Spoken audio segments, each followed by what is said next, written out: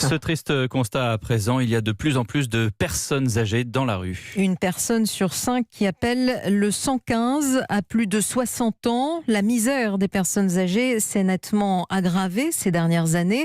Le SAMU social tire la sonnette d'alarme et lance aujourd'hui une campagne d'affichage et un appel aux dons. Les sans-abri de plus de 60 ans sont particulièrement vulnérables. Théo Manval. Marcel avait 74 ans lorsqu'il s'est retrouvé à la rue. Au décès de sa compagne, il n'a plus de logement, pas les garanties financières pour en louer un lui-même.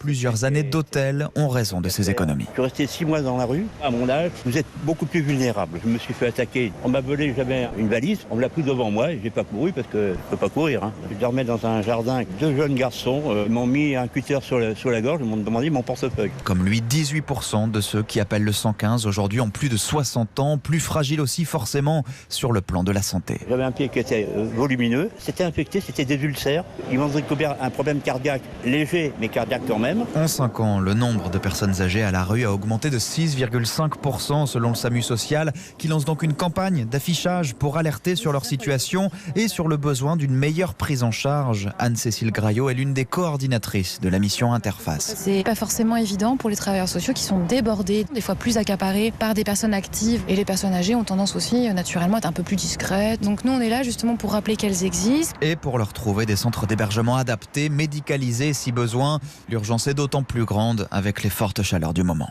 Théo Manval.